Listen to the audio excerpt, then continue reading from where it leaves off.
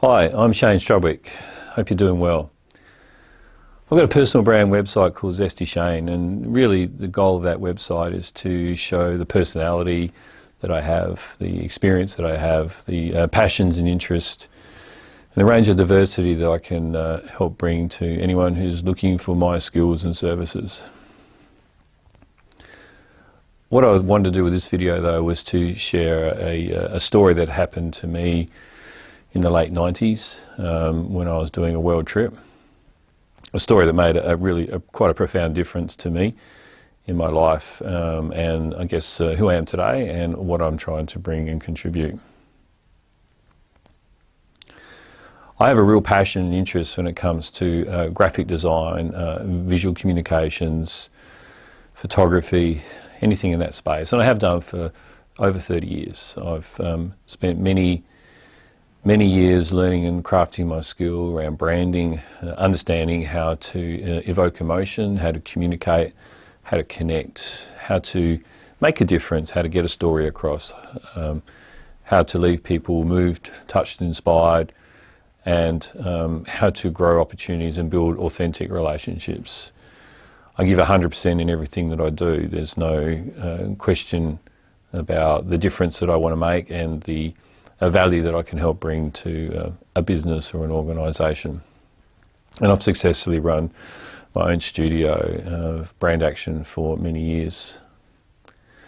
But this story was really the catalyst in many ways for why I'm here today and why I strive to do what I do, whether it's in my Murray-based websites or any other of the businesses that I'm involved with. It's actually about trying to make a difference and knowing that I have the capacity to do that.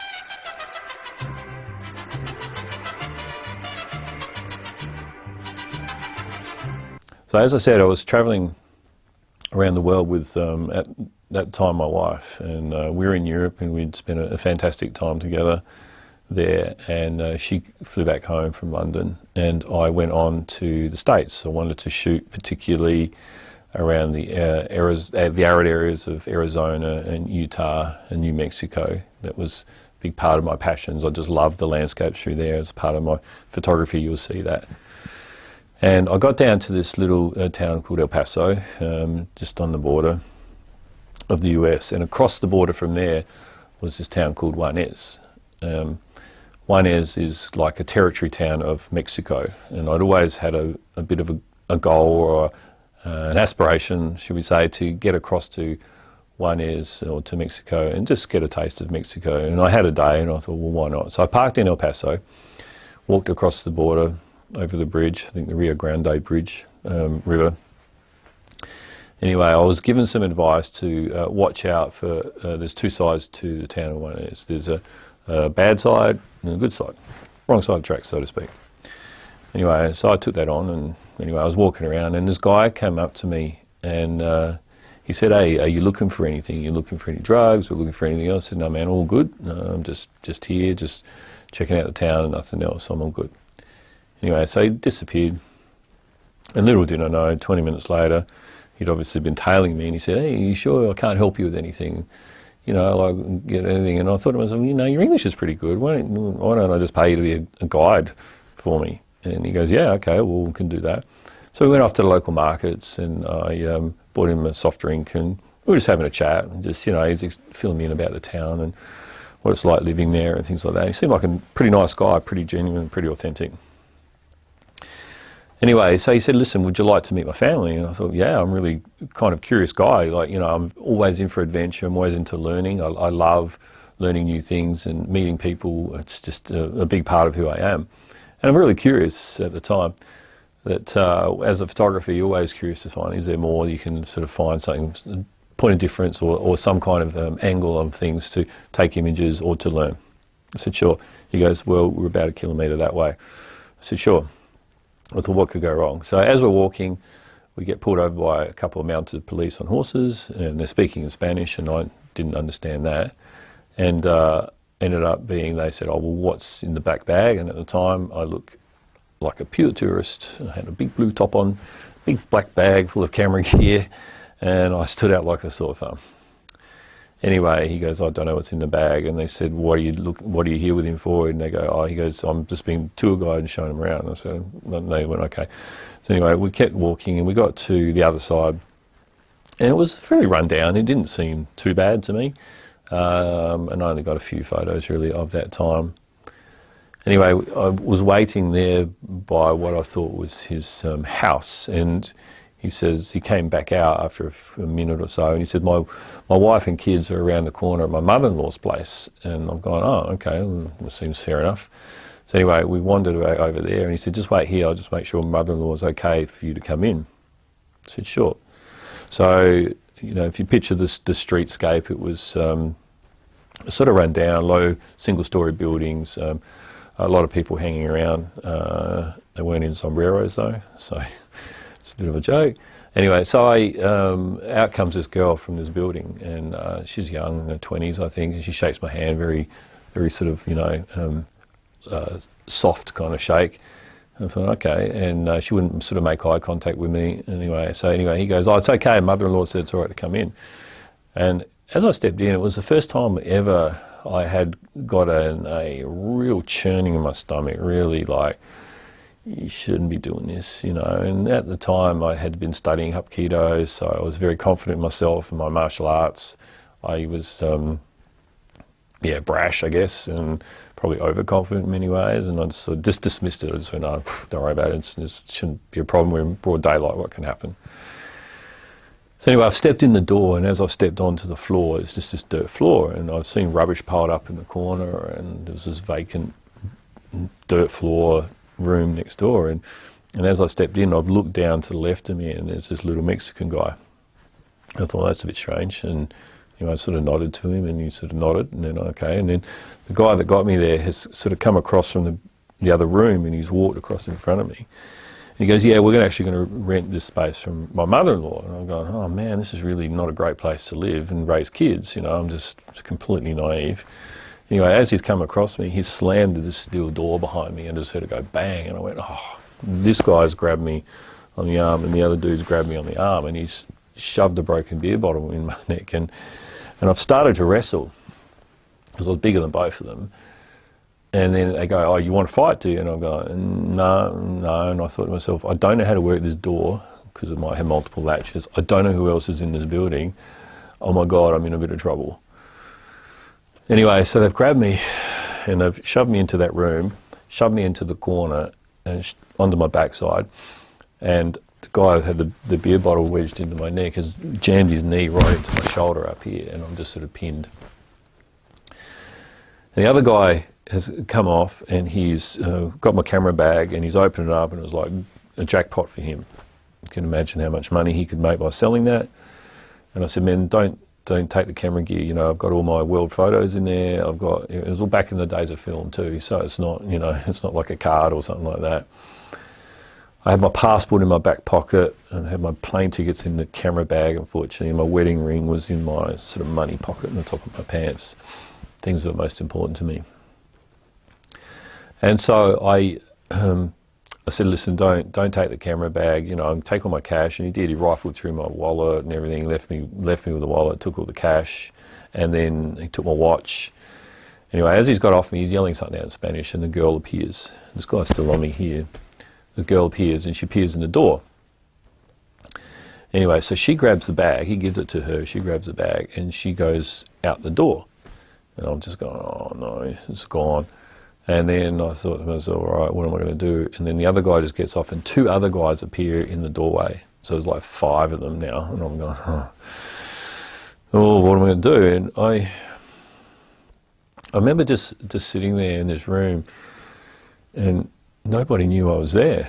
I stupidly didn't tell anyone that I was going over to Juanes. I didn't tell anyone what my plans were. I was just brazen about it, and I just took it for granted.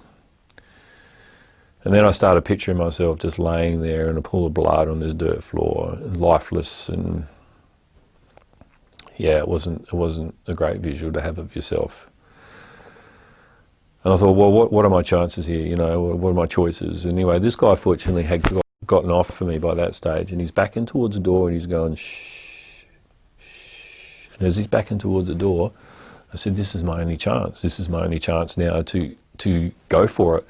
If I'm going to get out of this thing alive, I have to go for it. And I've jumped up and I've pushed him out of the way, and the other two big guys, through the door, just literally barged through them.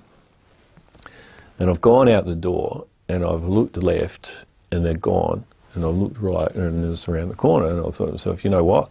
They're probably around the corner. And I was screaming at the top of my head, really full on, like, how? And anyway, using words that are really full on. I've gone around the corner and I remember I was running and I saw the girl running down the road and the guy was sort of next to her, and I just started running. And I swear to God, my feet didn't feel like they touched the ground. I was, the adrenaline was running through my body so intensely. I didn't look behind me, but I just kept going. She dropped the bag in a heartbeat because I was just catching her so quick. And they split. She went straight, and the other guy that had the cash and the watch went to the right. I've picked the bag up and I'm shaking, completely disorientated. I didn't know where I was in this town. And once I picked the bag up, I looked at him and I said, shall I chase him for the cash and the watch? And I went, no, just let it go. So anyway, I got my orientation and went back across out to the main town. And fortunately, I rumbled through my pocket and there was a quarter, American quarter, just sitting in that corner. And that's all I needed to get back in, and my passport to get back into America. And I said to immigration, I said, listen, I've just been mugged. And they went, like that. You're okay? And I went, yep. And they went, all right, just keep going. So I said, well, I just got to keep going. Fortunately, I had my wallet. So I went back in, got my car. I didn't look at El Paso and drove as far north into America as I could go. I did 350 miles that day and did a lot of thinking while I was on the road. And I wasn't angry at them. You know, they were living in pretty much poverty. The guy actually was nice, and as much as it's not an enjoyable experience, I wasn't angry at them. I put myself in that situation. They didn't do it. They just took advantage of it. So I felt okay about that for them. That night when I rolled into Santa Fe, I was pretty terrified still about the whole experience, and I ended up just staying in a motel, and I remember I was having a shower and the container smashed on the floor. I just remember the really edginess that I had. And I finally got to sleep that night, and then the next morning I decided, listen, you know, I think my holiday's pretty well finished. Can't really continue to enjoy yourself when you've had that sort of an emotional trauma. So as I was driving back up to Denver, I found a phone box, because there was no mobile phones back in the day. Found a phone box and I made a call back to my wife at home in Adelaide, and I just checking in with her, and I didn't want to tell her what had happened because I knew she would be worried. And she was crying, and I said, what's wrong, babe? And she said, we'd lost the baby, she'd miscarried. And I couldn't tell her what had happened, and I thought to myself in that moment that, you know, I just felt that my spirit had been exchanged for the baby, and I got the opportunity to live. I got the opportunity to make a difference, to learn from this, and to grow. And I appreciated that. And I thought to myself, I'm going to make something happen. And at the time, I was actually reading Rich Dad, Poor Dad by Robert Kiyosaki. So obviously there's a lot of flights when you're traveling, and the book made quite a profound difference to me in wanting to be an entrepreneur and wanting to be a business person and wanting to create a better life. Before I'd actually left to go overseas, I was working as a lead designer in a studio, and I'd made an agreement essentially with the owners that when I came back, this was my last sort of big fling, when I came back I would step in as another partner in the business and continue to grow. It was like a succession plan. Unfortunately, when I got back, they had made a decision without me to get someone else in, and yeah, it was a bit gut-wrenching as well, thinking, oh, it's like another whammy, and I thought, what am I going to do in my life? So I continued to work there for a little bit longer, but when I got back, about a few weeks later, and I told my wife, and we processed it. I was reading back then the Advertiser, which was a big broad spread newspaper at the time, and I've opened it up, and I just remember reading about this town, Juarez. I did an entire feature, and I think there's been a movie made about it as well, but this town, they had found 150 shallow graves of foreigners along the border of America, and the town was notorious for organ trafficking. So essentially they would abduct foreigners and murder them and then take their organs. You know, to get out of that experience alive was rewarding enough, and I'm so amazingly grateful for that. But to find out what I'd actually escaped from was, truly profound for me at the time, and it continually reflected on myself that I had to go out and now make something of my life. Up until then, I'd just been cruising along in life, enjoying it, no real direction and purpose in many ways. But I was starting to formulate that. And I think from that time on, it was like, okay, now you just got to get on with it, and now make an absolute watertight guarantee that you want to make a difference, that you want to go out there and help people create opportunities for themselves, be the best you can be a continuous learner, enjoy everything that you're doing, throw passion into it, be a fantastic dad, be a great husband, be a great friend, do everything, because, you know, life can get taken away from you in any second. And I really appreciated that, you know, like, and I think about it daily. I'm so super grateful that I can look back on that incident with not fondness, but with gratitude, that I can wake up every day and live in such an amazing country like we do in Australia, but have so much beauty, and I have a lot of great skills, a lot of passions, a lot of genuine interests, and I love helping people make a difference. And I think by combining all those skills together, my branding and photography and the design and the communications and the storytelling allows me an opportunity to help others grow their business opportunities, to grow whatever their interests are. And I donate my services pro bono regularly to people to try and make a difference and help them. So I guess really this I'm telling you this story because in this world now, working with people, understanding who they are, and understanding their authenticity and building trust with people is really critical. This story, although emotionally it still triggers occasionally, I'm not stuck in it. I'm just always looking for the positive around being grateful for it. I'm always looking for a way to find a positive out of any challenge that's going on, and an opportunity to help others grow and make a difference. So yeah, that's my story of Mexico. I still not sure if I want to go back. I still travel, love traveling. It's Wanderlust is just fantastic.